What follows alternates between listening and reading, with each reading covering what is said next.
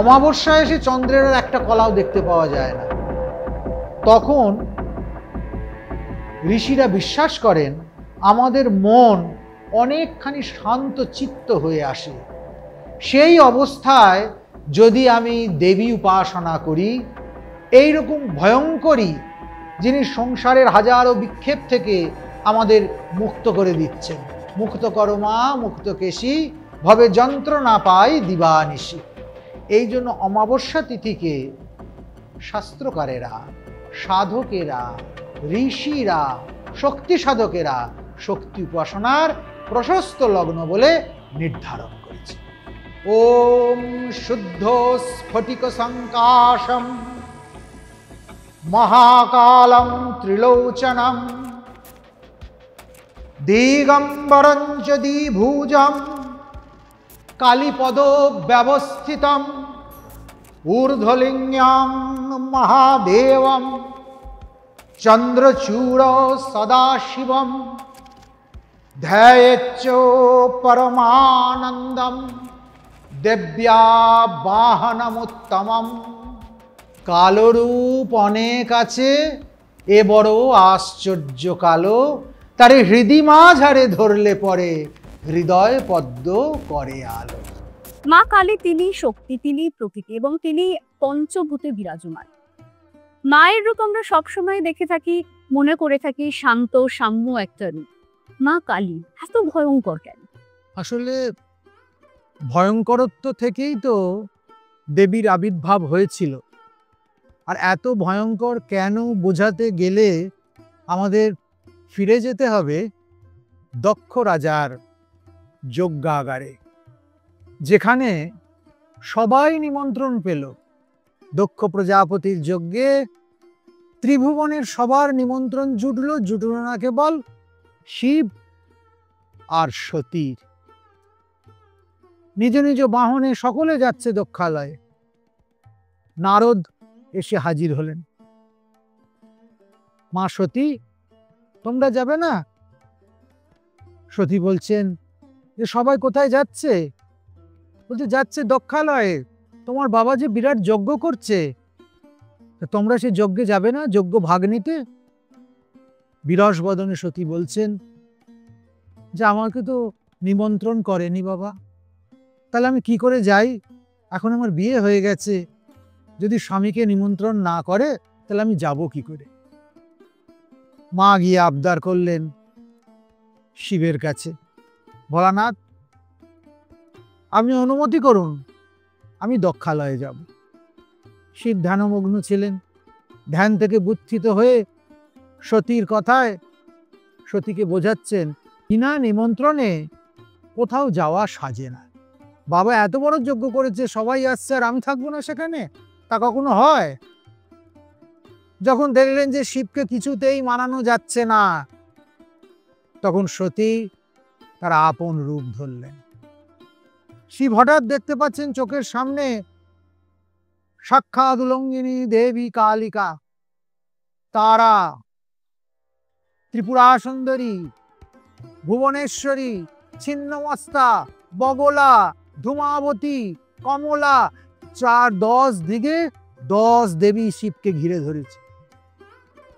শিব দিশাহারা হয়ে পড়লেন এবং এই প্রচন্ড বিকট মূর্তি দেখে শিব অচৈতন্য হয়ে গেলেন।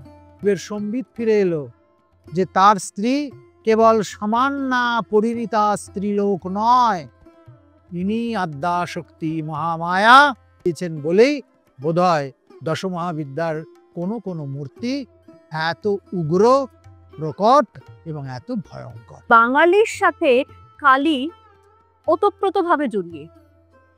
কালীমা কি শুধুমাত্র বাঙালি? কালীমা শুধুমাত্র বাঙালির নয়, আবার বাঙালি বলতেই তার প্রাণের দেবী বলতে যাকে বুঝি তিনি কিন্তু কালী। দুর্গা যতই জাতীয় দেবী হন, ঘরের মেয়ে হন, কিন্তু দেবী বলে সারা বছর যাকে কাছে টেনে নেওয়া যায় তিনি কিন্তু দুর্গা নন, তিনি দেবী কালিকা। শ্যাম এবং শ্যামা এই উভয়ের জোর সুতোয় বোনা আমাদের বাঙালির মনোভূমি। সেখানে শ্যামও আছে, শ্যামাও আছে, কারোর থেকে কাউকে আলাদা করা যায় না। এই জন্য কালী নিশ্চিতভাবে বাঙালির, আবার কালী সর্বভারতীয়। যে তাকে মা বলে ডেকেছে, কালী তার কাছেই প্রকটিত করেছেন নিজেকে। সব দেবদেবীরই তো দেখি বাহন রয়েছে, মা কালীর বাহনকে। মায়ের কি সত্যি বাহন নেই? মায়ের বাহন আছে, এবং সেই মায়ের বাহন আমরা অহরহ দেখতেও পাচ্ছি।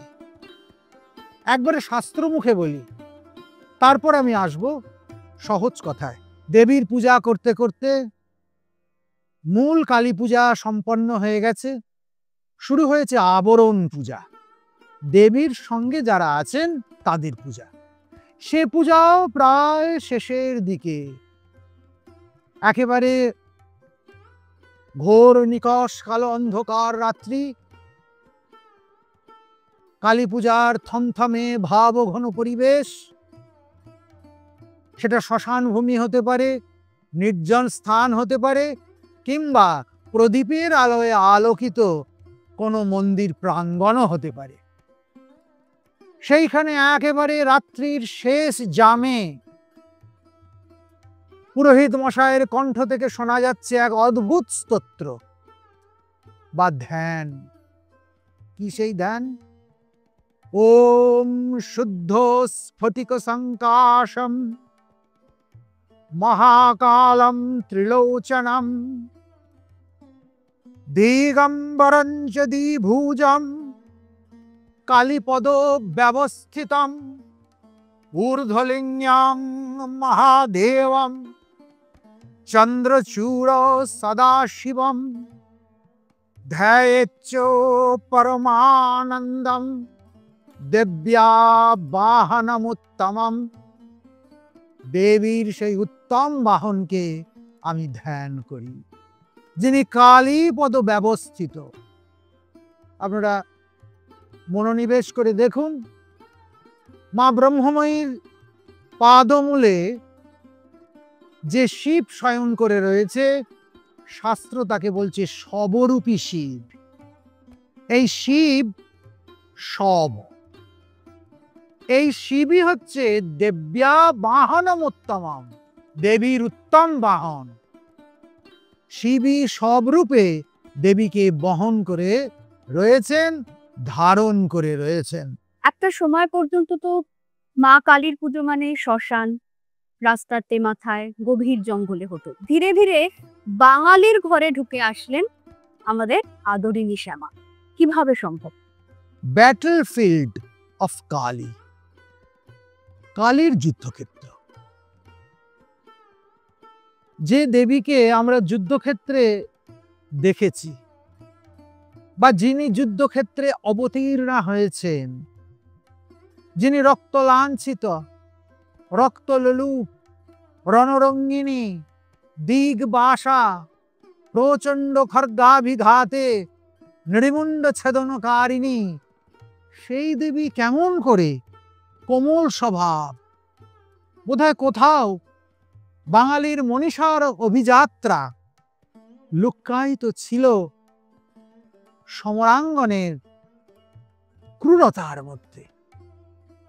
আমরা সহজ করে যে জীবনকে নিয়েছি, ঠাট্টা করে যাকে বলা হয় ফুলের ঘায়ে মূর্ছা যাওয়া, সেই ফুলের ঘায়ে মূর্ছা যাওয়ার নেপথ্যে কোথাও আমাদের কঠিন জীবন সংগ্রাম আমাদেরকে অভিব্যঞ্জিত করেছে এই রক্তস্নাতা শ্মশানবাসিনী দেবীকে বোধের জগতে বরণ করে নিতে। আর সেইভাবেই বাঙালির হৃদয়ের দেবী হয়ে উঠেছেন মা কালী, বাঙালির ঘরের মেয়ে হয়ে উঠেছেন মা কালী। আজও কালী পুজোর দিন আমরা এই গান সবসময় শুনি, শ্যামা মা কি আমার কাদরে। সত্যি কি মা কালীর সাথে শুধু কালোর সম্পর্ক? কালো রূপ অনেক আছে, এ বড় আশ্চর্য কালো, তারে হৃদি মাঝারে ধরলে পরে হৃদয় পদ্ম করে আলো। মায়ের কালো ঠিক কালো বর্ণ নয়, এ কালো এমন কালো যাকে হৃদয়ে ধরলে হৃদয় আলো হয়ে যায়। সব বর্ণ মিলে গেলেও সেটা কালো, আর বর্ণগুলো চলে গেলেও সেটা কালো। কিরকম? খুব দূর থেকে আমরা যদি সমুদ্র দেখি, অনেক দূর থেকে, তাহলে সমুদ্রের রং কি? নীল বা কালো। আর গাছে গিয়ে সমুদ্রের জল যদি হাতে তুলি, তাহলে জলের কোনো রং আছে? কোনো রং নেই। তাই যতক্ষণ মা আমাদের থেকে দূরে, ততক্ষণ মা কালো। আর যেই মা আমার কাছে এসে গেলেন, আমার হৃদপদ্ম আলো করে বসলেন, তখন মা জ্যোতির্ময়ী। শাস্ত্রের কথা বলি, মায়ের বর্ণ কৃষ্ণ বর্ণ। তার কারণ দেবী হচ্ছে তম প্রধানা। এই তম প্রধানা দেবীকে কামাখ্যা তন্ত্রে বলা হচ্ছে কৃষ্ণ বর্ণা সদা কালী আগমস্যেতি নির্ণয়া। শাস্ত্রে আছে শ্বেত পীত দিকো বর্ণে যথা কৃষ্ণে বিলীয়তে প্রবিশন্তি তথা কল্যাণ সর্বভূতানি শৈলজে অতস্তস্যা কালশক্তে নির্গুণায়া নিরাকৃতে গীতায়া প্রাপ্ত যোগানাং বর্ণ কৃষ্ণ নিরূপিতঃ। বলছে কালের শক্তি, তার বর্ণ যখন নির্ধারণ করা হয়, তখন সেই বর্ণটা কৃষ্ণ বর্ণ হয়ে যায়। ব্যাপারটা হচ্ছে, এই যে আলো দিয়ে আজকে শুট হচ্ছে, এই আলোর দিকে যদি 5 মিনিট আমরা চেয়ে থাকি, তাহলে আমরা কি রং দেখব? আর যদিও বা তাকিয়ে থাকতে পারি খুব কষ্টে, আমার চোখটা ধাঁধা লেগে যাবে, কালো হয়ে যাবে। দেবী জ্যোতির্ময়ী, আর জ্যোতির স্বরূপ যখন আমার চোখের উপরে এসে পড়বে, তখন সেটা আমার কাছে কৃষ্ণ রূপেই